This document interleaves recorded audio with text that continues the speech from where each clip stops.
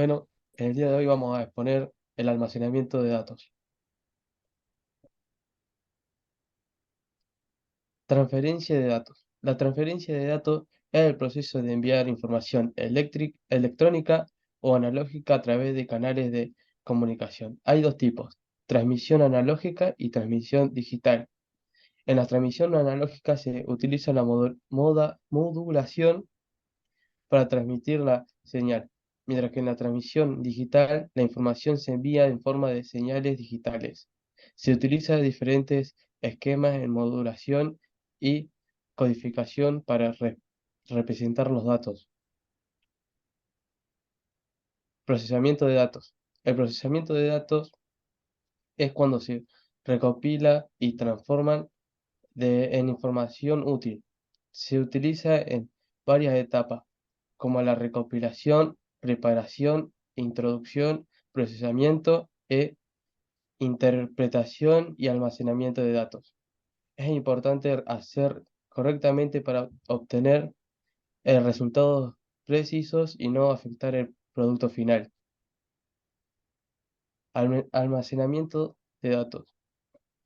El sistema de almacenamiento registra y guarda a datos en forma de bits, como imágenes, archivos, videos, texto, programas, entre otros. Utiliza programas informáticos y dispositivos como discos giratorios para almacenar la información. Hay dos tipos de dispositivos de almacenamiento. Primario, que retienen información temporal como la memoria RAM y secundarios, que graban datos permanentemente como el disco duro. Almacenamiento temporal y permanente. El almacenamiento temporal es utilizado para guardar datos y aplicaciones de forma no volátil, mientras, mientras la computadora está en funcionamiento. El almacenamiento permanente, por otro lado, es un tipo de almacenamiento masivo y no volátil, que retiene los datos incluso cuando la computadora se apaga. Tiene mayor capacidad, pero es más lento que la memoria principal. La transferencia de datos a la computadora se llama procesamiento de lectura y desde la computadora de almacenamiento se llama procedimiento de escritura. Dispositivos magnéticos. Los dispositivos magnéticos utilizan campos magnéticos para polarizar partículas magnéticas y almacenar información en formas de unos o ceros lógicos. Los cabezales de escritura y lectura aplican y detectan estos campos magnéticos. Durante la lectura, el cabezal detecta la polarización de las partículas, mientras que durante la escritura, el cabezal aplica un campo magnético para polarizar las partículas y almacenamiento de los datos correspondientes. Ópticos. Los dispositivos ópticos utilizan láseres para leer y escribir datos en medio de ópticos como los CD durante la escritura. El láser cambia características en superficie de almacenamiento para reflejar la luz de manera diferente. Durante la lectura, el láser ilumina el punto de información y se interpreta el valor lógico según cómo se refleje la luz, ya sea uno o cero. Estado sólido. Las unidades de estado sólido o SSD son dispositivos de almacenamiento que utilizan los chips eléctricos y memorias flash para preservar datos de forma permanente. A diferencia de los discos duros tradicionales, los SSDs no tienen componentes mecánicos y se consideran dispositivos de almacenamiento estable. También se diferencian de la memoria RAM, ya que retienen los datos inclusive cuando la computadora apaga. Ahora mi compañero Robert te va a pasar a hablar.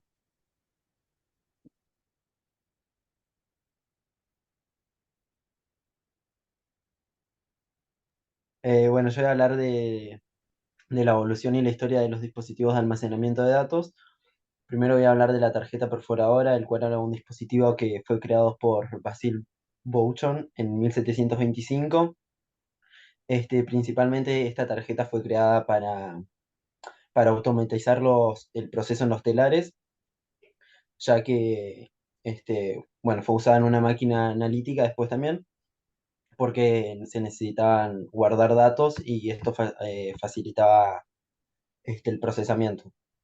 Ahora voy a hablar de las cintas magnéticas, que fue creada por Oberlin Smith en 1878.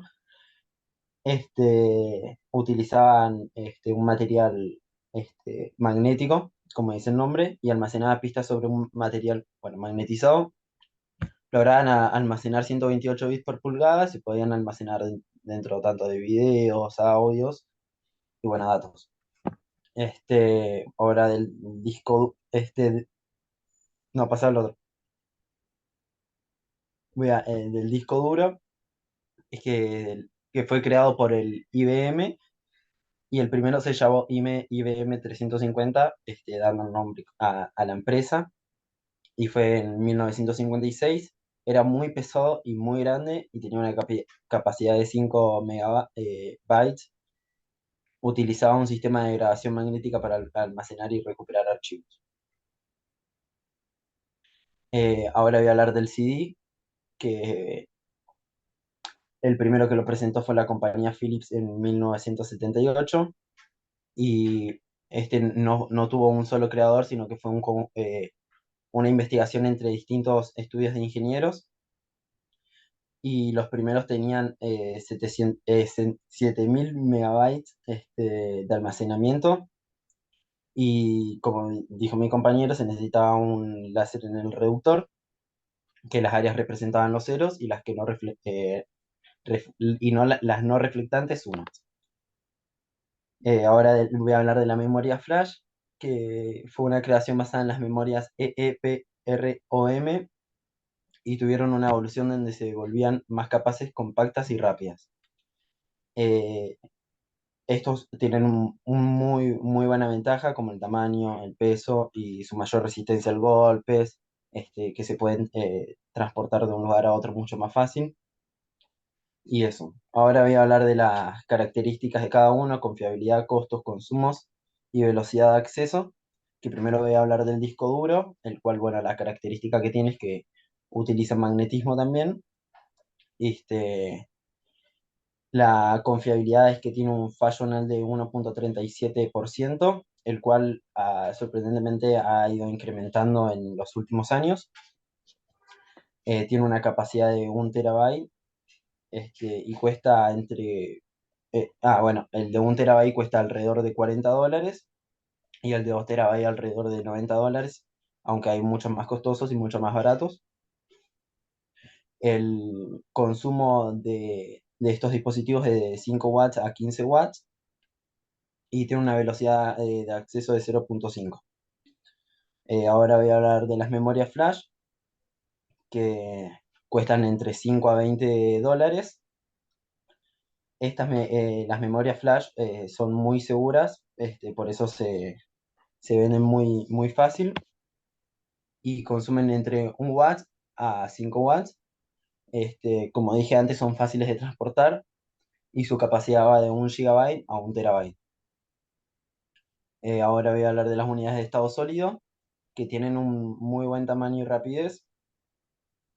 Los precios van variando desde $30 hasta unos $500. El consumo no supera los 6 watts, y tiene una falla anual de 1%, que es relativamente bajo a comparación de los otros. Tiene una velocidad de acceso de 250 megabytes por segundo. Ahora voy a hablar de las memorias RAM, eh, que, bueno, los dispositivos que ahora usamos son más comúnmente utilizados actualmente son los que más se usan. Sus precios van variando desde 500 los que tienen menor capacidad, y $400 los que tienen mayor capacidad. Este, Esto tiene una muy buena confiabilidad porque solo funciona si recibe energía. Esto es muy bueno porque no se va a sobrecalentar cuando no lo vamos a usar y consume aproximadamente 5 watts. Bueno, yo voy a hablar sobre la interfaz IDE y ATA. La interfaz IDE, también llamada o denominada ATA, es el estándar de normas que es el más usado en PCS normales, debido a que tiene un balance bastante adecuado entre precio y presentaciones. Los discos duros IDE se distribuyen en canales en los que se puede haber un máximo de 2 dispositivos por canal por canales. Ahora voy a hablar sobre las memorias flash. La memoria flash es un dispositivo en forma de tarjeta que se encuentra orientado a realizar el almacenamiento de grandes cantidades de datos en espacios reducidos, permitiendo la lectura y escritura de múltiples posiciones de memoria en la misma operación. Las mismas también es una manera desarrollada de la memoria EPROM que permite que múltiples posiciones de memoria sean escritas o borradas en una misma operación de programación mediante impulsos eléctricos. Este tipo de memorias se basa en el uso de semiconductores, además de ser no volátil y reescribible, lo que le otorga casi todas las características en una memoria RAM, con la ventaja, con la ventaja de que lo que se guarda en la memoria flash, no se borre al desconectarla de una computadora, PC, en donde la estemos utilizando, a diferencia de la memoria RAM. Ahora va mi compañero. Bueno, yo voy a hablar sobre la restauración de datos, que la restauración de datos es restaurar, o sea, se basa en restaurar cargas a una base de datos o varios objetos desde una copia de seguridad de esa base de datos o esos objetos. La restauración sobrescribe cualquier información de la base de datos con la información de la copia de seguridad. Después de restaurar una base de datos, deberías recuperarla, o en la mayor parte de los casos se recupera. Recuperar es devolver una base de datos restaurada en un momento dado. Consiste anterior al momento en que se produjo el daño o el fallo. Las bases de datos de Oracle Server se deben restaurar antes de recuperarlas. Después voy a hablar sobre la recuperación de datos. Que la recuperación de datos se puede definir como un proceso de obtención de información que se encuentra en un dispositivo de almacenamiento al que no se puede acceder utilizando los medios estándar debido a su borrado previo o eh, ciertos daños en el dispositivo.